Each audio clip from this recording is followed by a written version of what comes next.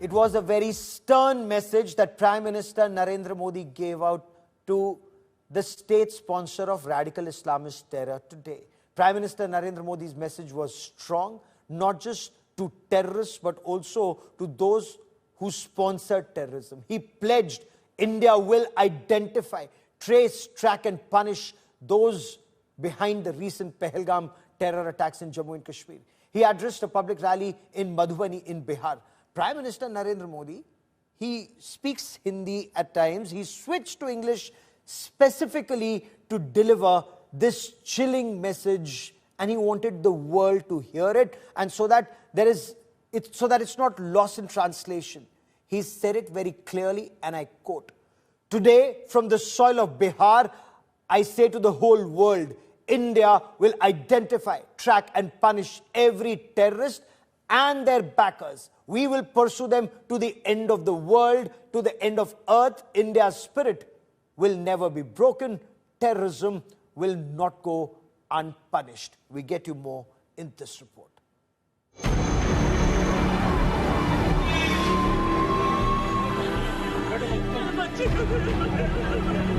Prime Minister Narendra Modi promises to crush the terrorists behind the Pahalgam massacre, the biggest attack on civilians on Indian soil since 26/11. In his first public meet after the terror attack, Prime Minister Modi began his rally in Madhubani in Bihar on Thursday by paying homage to the 26 people who died in the dastardly attack and observed a moment of silence. The Prime Minister vowed stern action against the perpetrators of the horrific terror attack. अब आतंकियों की बची खुची जमीन को भी मिट्टी में मिलाने का समय आ गया है. Modi asserted that the terrorists who carried out the attack and brains behind it will be punished beyond their imagination. जिन्होंने ये हमला किया है, उन आतंकियों को और इस हमले की साजिश रचने वालों को उनकी कल्पना से भी बड़ी सजा मिलेगी. Prime Minister Modi also issued a stern warning to the perpetrators of the Pahalgam terror attack, declaring that India will relentlessly pursue every terrorist and their backers. 22 अप्रैल को जम्मू कश्मीर के पहलगाम में आतंकियों ने मासूम देशवासियों को जिस बेरहमी से मारा है, उससे पूरा देश व्यथित है. कोटि कोटि देशवासी दुखी हैं. सभी पीड़ित परिवारों के इस दुख में पूरा देश उनके साथ खड़ा है. While addressing the public meeting, Prime Minister Modi switched to English and sent a message to the global community. I thank the people of various countries and their leaders who have stood with us in these times. From the soil of Bihar, I say to the whole world, India will identify, track and punish every terrorist and their backers. Terrorism will not go unpunished. Prime Minister Modi had earlier ordered surgical strike and Balakot airstrike to avenge the Uri and Pulwama terror attacks on security forces. आतंकवादी कान खोल के सुन ले, यह देश इस बात को कभी भूलने वाला नहीं है. पाकिस्तान के हुक्मरान सुन ले, हमारे 18 जवानों का बलिदान बेकार नहीं जाएगा. आखिर पाकिस्तान बालाकोट की घटना उसके बाद भी उसके अभी भी उनके एयर स्पेस शायद अब खोलना शुरू किया है 1.5 महीना हो गया. The Resistance Front, an alleged front of the Pakistan-based Lashkar-e-Taiba, has claimed responsibility for the Pahalgam terror attack. India has already announced a series of diplomatic measures aimed at Pakistan, including the suspension of the Indus Waters Treaty. It is only a matter of time that India hits back, as it did after Uri and Pulwama. With camera person Deepak Kumar, this is Rohit Singh in Jhanjharpur for India Today. And the question remains, how will India hit back? Will India's response remain kinetic like it was after Uri, the surgical strike, and Balakot after Pulwama, or will it be non-kinetic? And let's discuss some of these options. I first want to talk about what has already been announced by Foreign Secretary Vikram Misri, especially the Indus Waters Treaty. What does that mean? A blood-soaked valley, grieving families, and a nation shaken to the core by the gruesome actions of that Pakistan state-sponsored radical Islamist terror. And now, when those videos come out in public domain, each more horrifying than the other, those eyewitness and survivor accounts where you hear stories that those terrorists came up close to all the victims and then said, tell me your name, tell me your religion, recite kalma. And when they couldn't, they were killed at point blank range. Now, videos have also emerged. Now, this has triggered massive response in the country. And it's not just an emotional response. It's a very considered response. Why have we let Pakistan, a state sponsor of terror, off the hook for decades? Because remember, Pakistan has been bleeding India for decades. 1993 Mumbai blast, 12 serial blasts, 257 people killed. We still went with dosti with Pakistan. Year after year, decade after decade. They kept striking. The Kargil war in 1999, 550 of our brave soldiers were killed. IC-814 hijack, that Maulana of terror, Masood Azhar, was released. The attack on the Indian Parliament, the attack on the Jammu and Kashmir State Assembly. Then, did terror stop after that? We played cricket with them. We permitted their film stars to come to India. They all minted money, went back abusing us on Kashmir. And that wasn't just it. Even after that, they were actually paying money to radical Islamist terrorist organizations like Lashkar-e-Taiba and Jaish-e-Mohammed, donating to them for the Kashmir cause, because Pakistan's ISI asked them to do. And then there were more attacks. 200 people were killed in the 2006 train attack, serial blasts in the Mumbai trains. Was that the end? No. Zaveri Bazar was targeted. Ahmedabad serial blasts, multiple blasts in the city. And when all the victims were brought to the hospital, the biggest blast took place at the hospital, and it was timed in such a way so that when victims are in hospital, their relatives are in hospital, those who've come there to donate blood, they're in hospital. That is when that blast went off. I've covered all these terror attacks on ground. Did Pakistan stop after that? Raghunath temple was attacked, Akshardham temple was attacked, Kashi Vishwanath temple, so many temples in our country have been attacked. Jaipur attacked, Mumbai attacked, Ahmedabad attacked, Bangalore Indian Institute of Science attacked, Jammu and Kashmir repeated attacks. Pakistan still didn't stop. It continued to strike India. After Balakot, at least for 5 years, there was, outside Jammu and Kashmir, no terror attack after Balakot. But it's intensified in Jammu and Kashmir. So in a bold and an unprecedented move, it's truly unprecedented, India has announced a serious measure, and that is, it's decided that the Indus Waters Treaty will be held in abeyance. And Pakistan is already reacting in a very different way. There are some in Pakistan who say this will be seen as an act of war. I get you more in this report. जिन्होंने ये हमला किया है, उन आतंकियों को और इस हमले की साजिश रचने वालों को उनकी कल्पना से भी बड़ी सजा मिलेगी. It took a massacre of 26 innocent people from all over India to shatter a treaty which has withstood 3 bloody wars and countless diplomatic face-off. The Indus Waters Treaty of 1960 will be held in abeyance with immediate effect.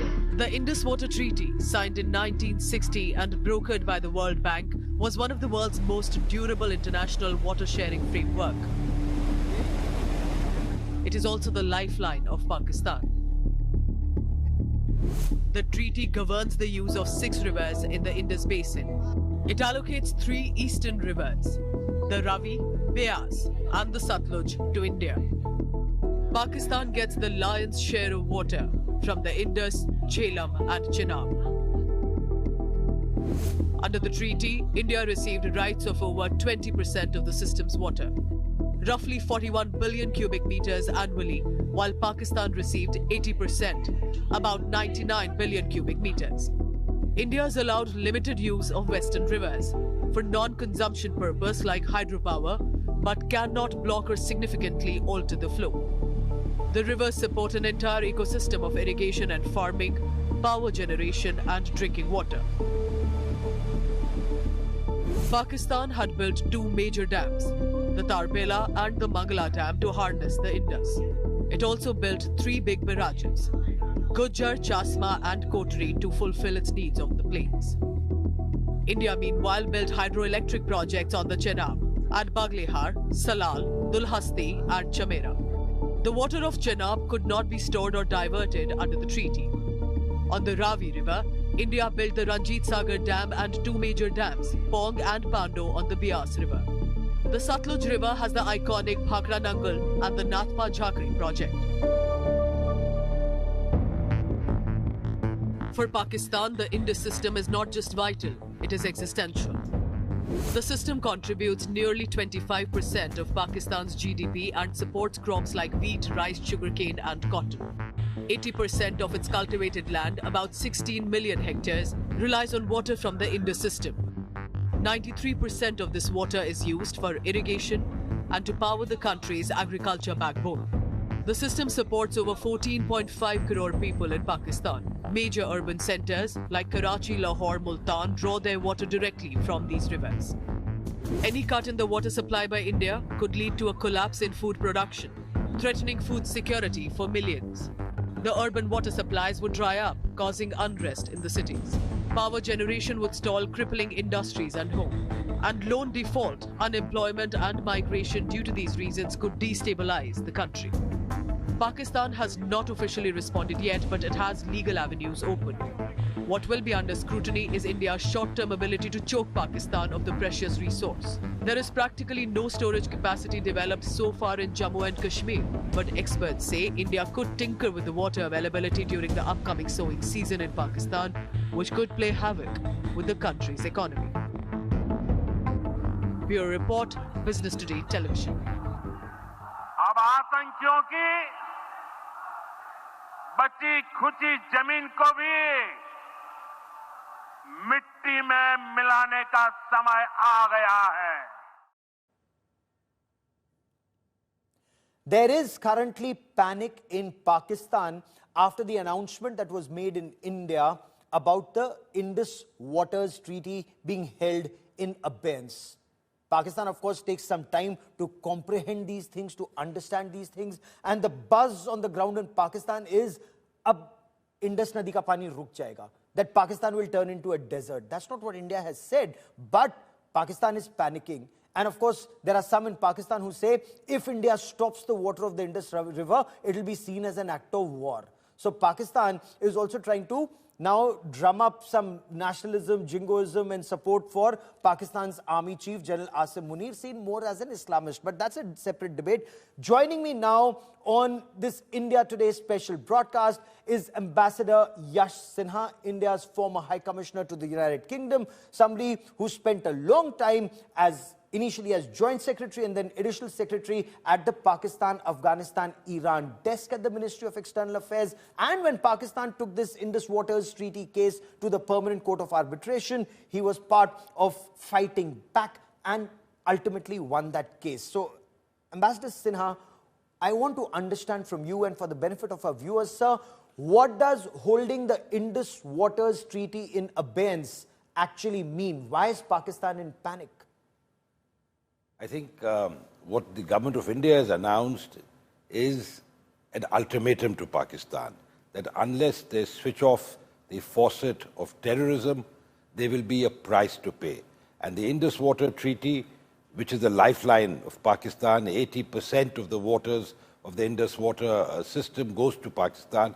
India was extremely generous as an upper riparian state to allocate so much water to Pakistan. But Pakistan, in return, apart from acts of terrorism, has even blocked every project that India tries to do, which is allowed, which is permissible, the run-of-river projects on the western rivers of the Indus system.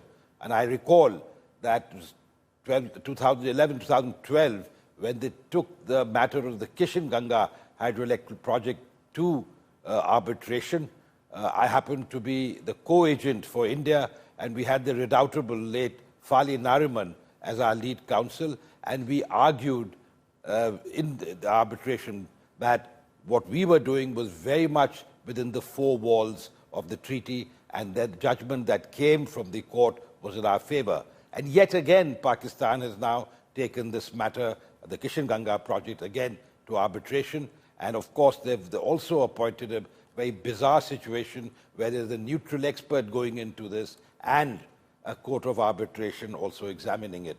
So I think Pakistan plays a very obstructionist role. Okay. And for us, there is no real merit, no real gain in continuing the charade of adhering to the treaty. But right now, we have just issued a warning, and Pakistan should take it seriously.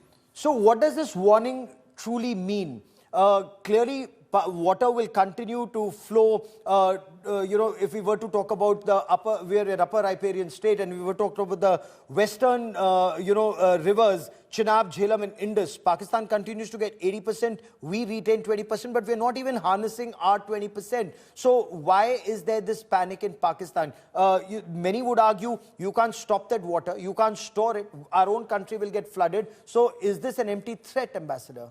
No, as far as the western rivers are concerned, we only have run-of-the-river projects. We do not block water from flowing. We do not have that sort of storage capacity. In fact, the dispute that Pakistan that took us to arbitration was on the issue of the dead storage level and the size of the sluice gates.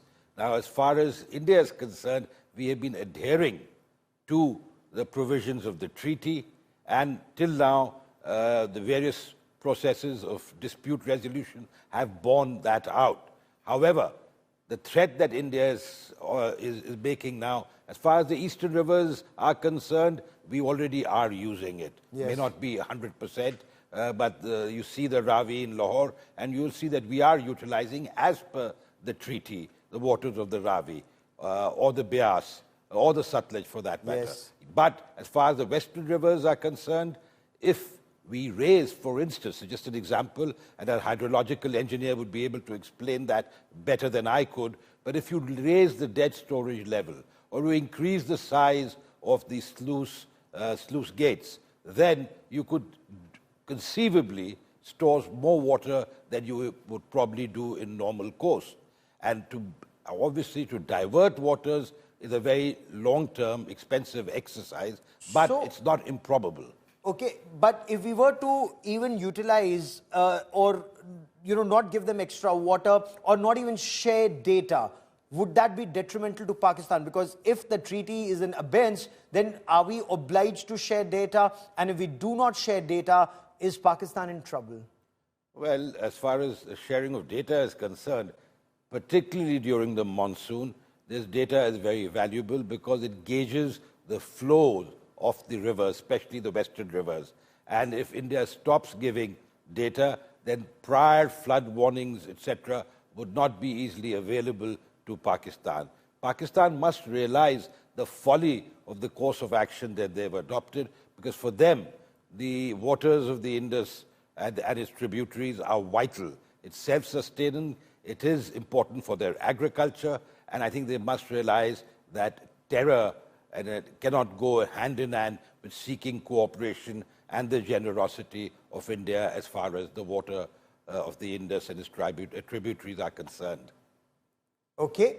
Now, before I go to some of the scenarios that we are discussing on this special broadcast, especially after what Prime Minister Narendra Modi said, I also want to understand from you, Pakistan says if India were to stop the Indus Waters flow to Pakistan and there is some panic in their country, this would be seen as an act of war. Is there merit in Pakistan's contention, or is India able to send across that message that water for Pakistan cannot be more precious than blood of Indians that Pakistan continues to spill and has been for decades, sir? This is saber rattling on the part of Pakistan, par for the course for that country.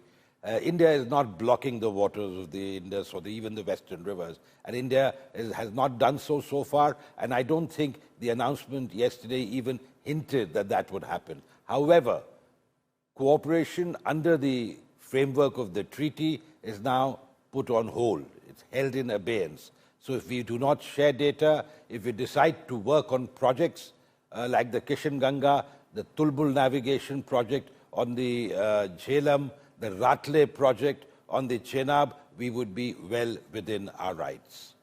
Perhaps, and India has started doing that in many instances since 2019. A warning was issued to Pakistan even in 2019 after the Pulwama terror attack. So Pakistan today cannot turn around and say, oh, you didn't warn us, this is grave escalation. India has repeatedly warned them after Uri, after Pulwama, and now taken some action after the Pahalgam terror attack. Now, what are India's options? Let's now throw this open. Joining me now on this India Today special broadcast is General Deepak Kapoor, former Chief of the Army Staff. General Kapoor, welcome on India Today. You heard Prime Minister Narendra Modi in Bihar where he said, we will track, trace, hunt and punish not just the perpetrators of terror, but also those who back them, those who shield them. What is your appreciation of what the Prime Minister said after the Pahalgam terror attack, sir?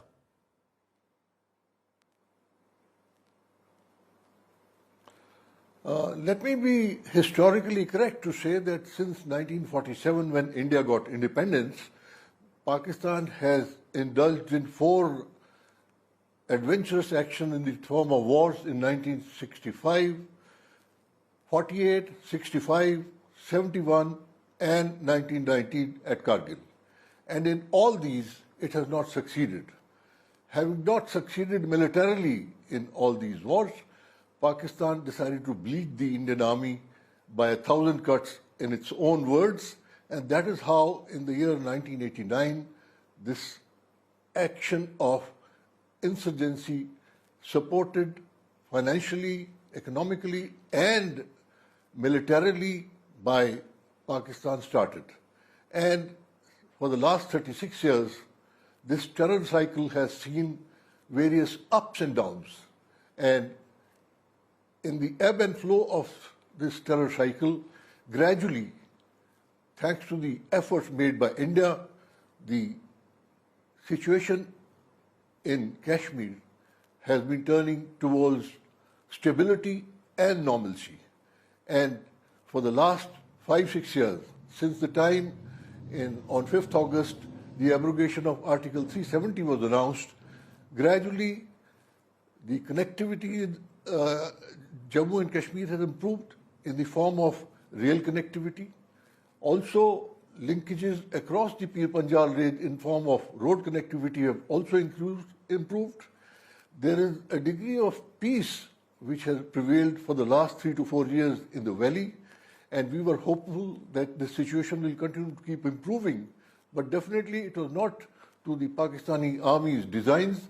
And that General, is how I want you to listen to Prime Minister Narendra Modi for a moment. Viewed by us when.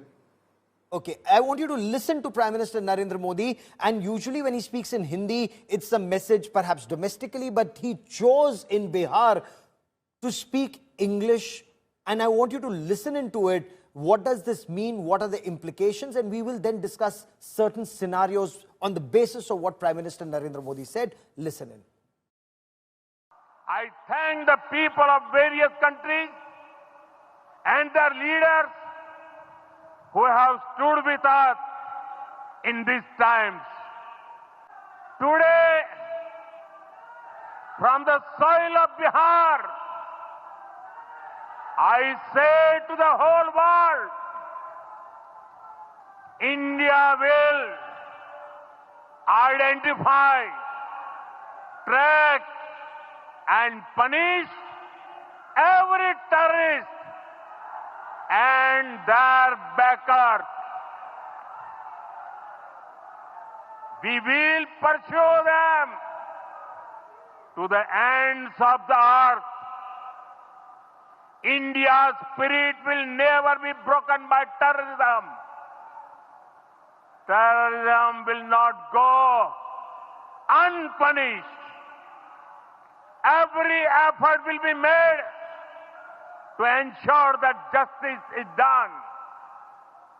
The entire nation is firm in this resolve. Everyone who believes in humanity is with us. So when Prime Minister Narendra Modi says that आतंक के लिए जो बची कुची जमीन है वो भी खत्म हो जाएगी, नष्ट हो जाएगी, whatever territory remains for terror, whether it's terrorists or their backers, it will be destroyed. General Deepak Kapoor, I want you to consider certain scenarios on the basis of what Prime Minister Narendra Modi indicated. India has already carried out a surgical strike. It's carried out an airstrike in Balakot after Pulwama. I want you to consider scenario one, a missile strike. What could perhaps some of the possible targets be? Of course, the army knows, the armed forces know what to strike. But for example, the better known targets, Jaish-e-Mohammed headquarters in Bahawalpur, Lashkar-e-Taiba headquarters in Muridke, terror launch pads in Pakistan-occupied Jammu and Kashmir, or if you were to hurt terror backers, what can be hurt, what can be used? Is a missile strike, in your appreciation, a feasible scenario? General Kapoor.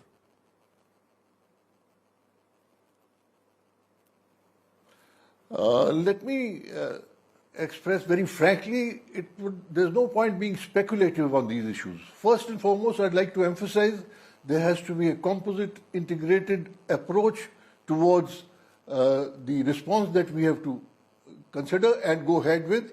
And to that extent, diplomatically and politically, certain actions have been taken in the form of suspension of the Indus Waters Treaty and various other measures which the Government of India have already announced.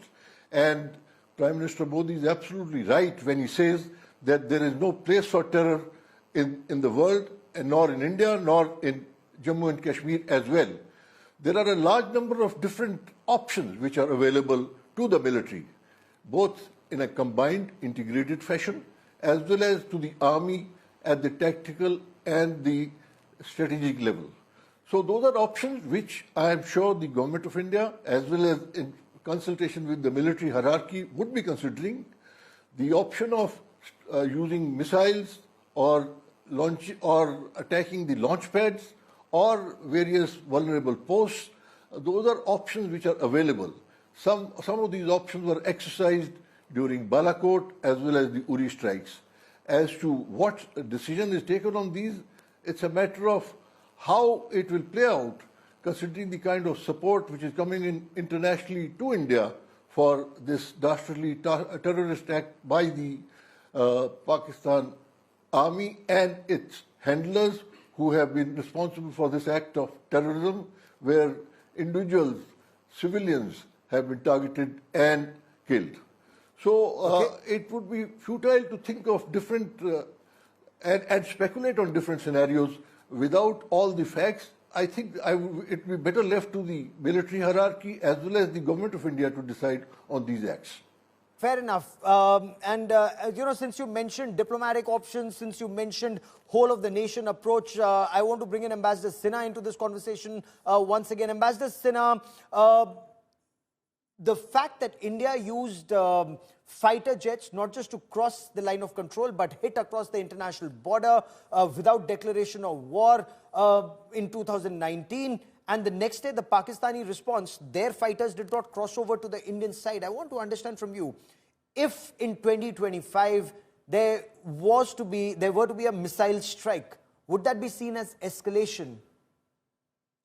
Well, certainly it would, because till now we haven't had missile strikes as far as India and Pakistan goes, particularly when we are not fighting a war. So I think a missile strike would be an escalation.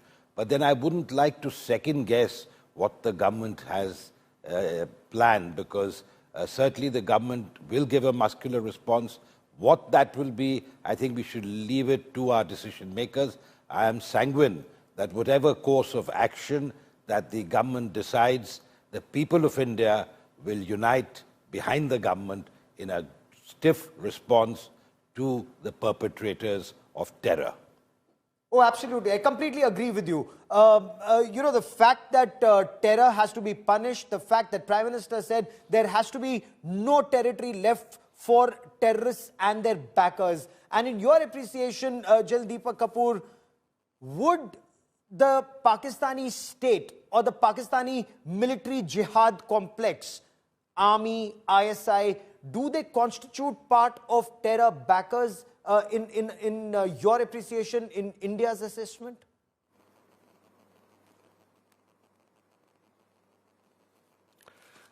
Look, let me be very frank that Pakistan has its own tremendous problems, economic, political, as well as military.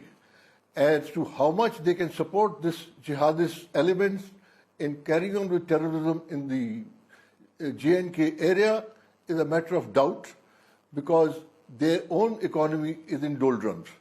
As to whether in all this the Pakistan military establishment can continue to retain control of the political landscape within Pakistan is also a question mark.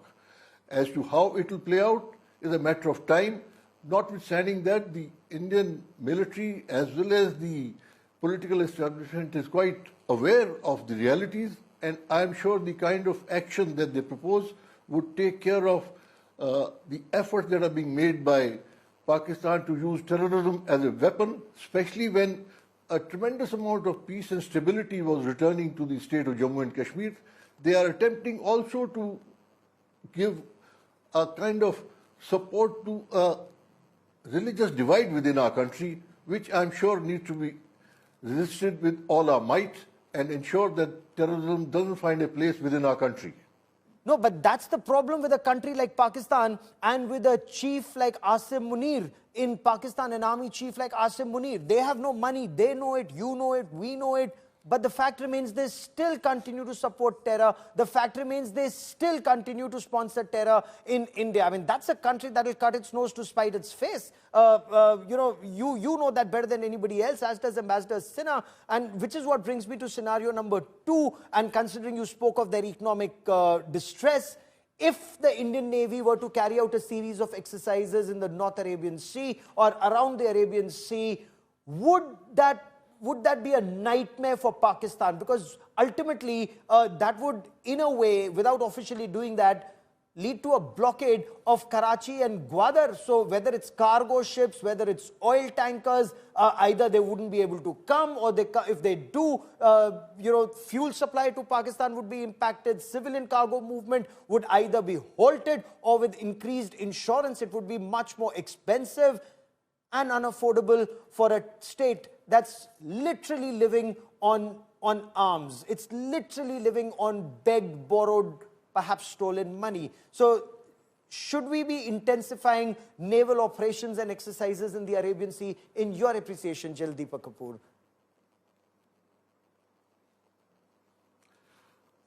I think we would be indulging in the realm of speculative thinking when we talk about either naval, army or air force actions. Please remember, there is a composite headquarters, the Integrated Defence Staff and the Government of India. I'm sure when any steps have to be taken, they will be taken in total consideration of all these factors, whether it is to be combined operation by Air Force, Navy and the Army, or restricted in certain other spheres, or whether the missiles are to be used. So these are areas which the Government of India and the powers that are currently dealing with this situation will be fully aware of, and they will take an appropriate action. All that I would like to say is that as the country is behind whatever they decide to do, it will be coordinated action, integrated fully, and that will take care of the kind of retaliation that we wish to plan towards Pakistan and its military establishment.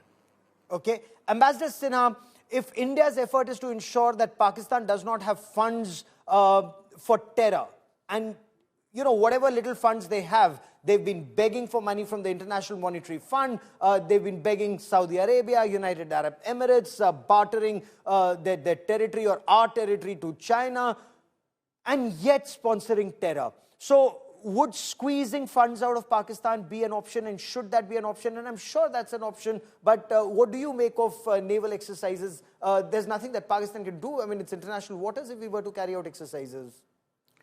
Look, Gaurav, as far as Pakistan is concerned, I have always maintained that it's a sick man of Asia, the sick man of Asia surviving on a drip. And it's not a recent phenomenon. For many years, the benefactors may have changed, but Pakistan's obsessive hatred for India remains the same. So I think squeezing of funds, whatever funds they have, they will deploy against India because of their obsession. And I think the people of Pakistan must realize that their army, their decision makers are leading them down a path of destruction. So I think it's time for the people to ensure that its leadership steps back from the brink. Okay. I, for a moment, also want to talk about, what Pakistan often describes General Deepak Kapoor as Namaloom Afraad or unknown gunmen. We don't know who they are. Pakistan claims they are Indians. We have no idea. Or they claim they're Pakistanis backed by Indians. Again, we have absolutely no idea. But is that working to take out terrorists who may have been involved in actions in Jammu and Kashmir? Because I'm told the intelligence agencies and networks know who all were responsible, whether they were state actors, semi-state actors, non-state actors. I'm told they're all 50 shades of Hafiz Saeed anyways. But what is described often as covert operations, neutralize high-value terror targets or strategic targets in Pakistan, targeted assassinations in Pakistan. Is that something that would deter Pakistan as a terrorist state, or they've gone so down the road that it's like a drug addict? Even though he knows drugs are bad, he can't do anything about it, and Pakistan is addicted to terror. General Kapoor.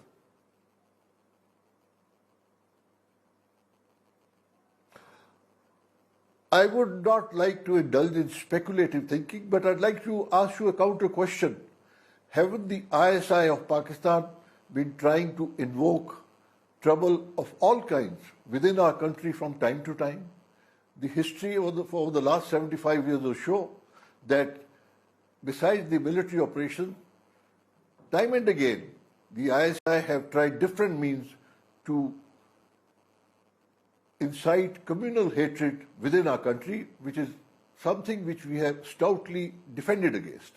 Yes. So these are covert operations which they've carried out. If they are now speculating about Namaloom killers, well, that's something they are quite familiar with, and what they are familiar with, I suppose they are supposed to be expecting what they have been dealing all along in India with. So if Namaloom killers have done some actions, I suppose it only shows that those Namaloom killers have had the time and the effort to take care of people who have been the hotheads of terrorism, who have been spreading terrorism not only within our country, but across the world.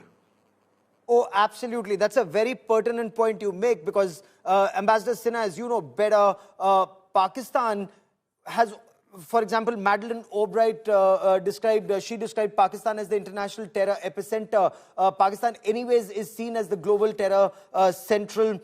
Osama bin Laden found and killed there. David Coleman Headley was Lashkar-e-Taiba's sleeper cell in America. Captain Tahawwur Hussain Rana, who's been extradited to India now, was Lashkar-e-Taiba's sleeper cell in Canada. They carried out or attempted to carry out a terror attack in Europe. So is is the world, or can the world unite to target Pakistan's military jihad infrastructure, or is that best left to the victims of terror and currently perhaps India, Afghanistan and certain other countries? I think the fact that Pakistan is a state sponsor of terrorism is widely known. I mean, right from its inception, it has used the fig leaf of non-state actors, whether it was the tribals, Razakars, 47, 48, in 65 they launched Operation Gibraltar. Yes. In 99, in Kargil, the Northern Light Infantry was involved, but they denied, they refused to take back even their dead bodies. So Pakistan has a history. 26/11, they denied that they were Pakistanis till Qasab, the identity of Qasab was clearly proven. So I think the world knows that Pakistan can hide behind what they consider to be non-state actors, but everyone knows that they are the ones who are sponsoring it. They're sponsoring these acts of terrorism, sponsoring these terrorists. So I think even the attack in Pahalgam was executed with some amount of precision. They certainly would have had support from the Pakistan jihadi complex, the military jihadi complex. Which brings me to scenario number 4, and something that perhaps already is happening is exposing Pakistan's state support to terror globally. Expose ISI sleeper cells worldwide, like Tahawwur Hussain Rana, like David Coleman Headley, like Ghulam Nabi Fai, that Pakistan ISI operative in the United States of America. Of course, Headley, Tahawwur Rana, Ghulam Nabi Fai, they were all exposed by the Federal Bureau of Investigation. Some sources seem to indicate that there was tremendous intelligence cooperation between India and the United States of America. Should India also be lending Ambassador Sinha support, diplomatic support, emotional support to the freedom fighters of Balochistan and those Pashtuns, the movement there against Pakistan's atrocities, whether it's in Balochistan or in Khyber Pakhtunkhwa? As far as India is concerned, India is a responsible state. India is not a state sponsor of terrorism. So India does not behave like Pakistan. And that is why India's credentials are well respected. And that is why today India's ranking or India's standing in the Committee of Nations is so high. So I wouldn't like to go down to the level that Pakistan has stooped. And as far as India is concerned, what is happening in Balochistan, what is happening in Khyber Pakhtunkhwa is an internal matter of Pakistan, yet it does concern every person who loves democracy, freedom rights, and the right to choose. And I think as far as what's happening in Pakistan is concerned, it is a blowback. It's a Frankenstein's monster that is now turning on its creator. Okay. Is that also your appreciation, General Kapoor? We saw what happened at the Jafar Express, the way Pakistan Army is unable to move around openly in Khyber Pakhtunkhwa and in Balochistan. Ever since Taliban took over in Afghanistan, Pakistan thought it was second freedom movement or words to that effect. They permitted TTP, Tehreek-e-Taliban Pakistan fighters to come into their territory, and Pakistan has been bleeding ever since. What do you make of what's happening in Balochistan and in KPK?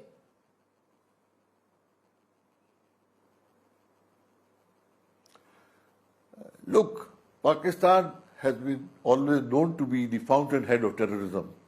So when you try and cultivate terrorists, the possibility as to some or a large number of them would turn against you for their own benefits and gains is very strong, and is bound to happen at some stage or the other.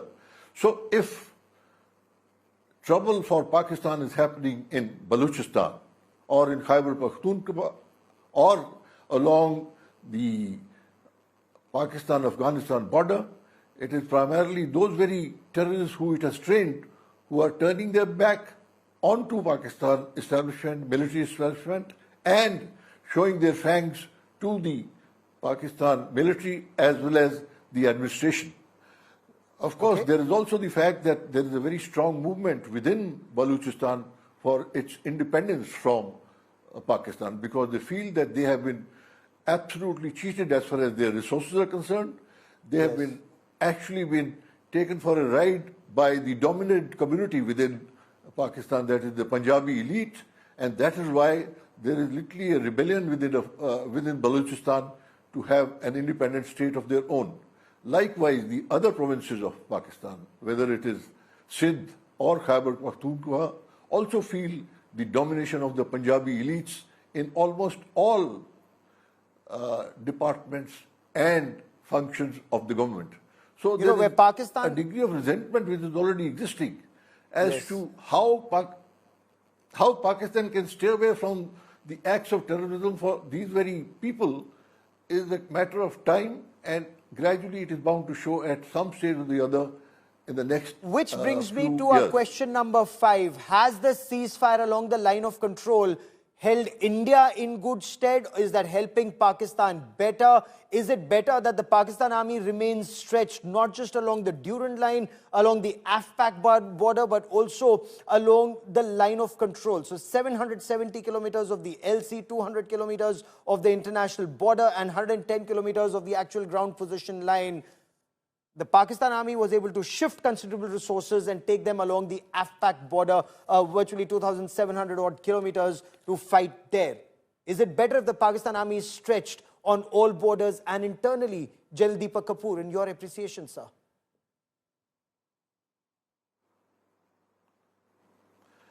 Yes, you are right. The Pakistan army is stretched to a large extent, starting from Balochistan, Khyber Pakhtunkhwa, along the Afghanistan-Pakistan border, and now they have taken on themselves along the India-Pakistan ceasefire line as well. Well, as far as international agreements go, I'm sure the Indian side would absolutely stick to the agreements which have been done in the past, but should there be any violations all along the line of control, I have no doubt the Indian military, the Army, Navy and the Air Force will give them a befitting response. Notwithstanding that, the condition and plight within the military establishment of Pakistan is actually rather insecure and sensitive, especially because there is an element, especially amongst the younger ranks of the Pakistan military, who are more close to the Imran side of politics than to the present dispensation. And that is something which is a major cause of concern for the Pakistan hierarchy, because a kind of a rebellion at the lower ranks can be a major source of problem for them in the future as well. Fair enough, because the more Pakistan army bleeds, the less it'll have the capacity to bleed India and Indians. It does not want peace with India, and clearly not when it has a radical Islamist as the chief of their army, General Asim Munir. General Deepak Kapoor and Ambassador Sinha for joining me here on this India Today special broadcast. Many thanks, gentlemen. The options are with Prime Minister Narendra Modi and the Cabinet Committee on Security, and it remains to be seen what option does Government of India exercise. There are many, many options off the table, on the table, that they can, and perhaps as whole of the nation approach, exercise to keep India and Indians safe from Pakistan's state-sponsored radical Islamist terror. There's breaking news that's coming in. Let's quickly cut across. We are told the all-party meeting is to begin shortly. Union Home Minister Amit Shah has arrived for the all-party meeting. Rajnath Singh, the Defence Minister, is chairing the meeting. External Affairs Minister Dr. S. Jaishankar will also be there. He will also be briefing the all-party delegates, members who come there for that meeting. And there you watch images of the Home Minister Amit Shah arriving for the meeting. He's already briefed President Draupadi Murmu, as has the External Affairs Minister Dr. S. Jaishankar. Now they will be briefing leaders of the opposition of all political parties and get a sense of India. What are suggestions that the opposition parties have? What's the best course forward in dealing with Pakistan's state-sponsored radical Islamist terror?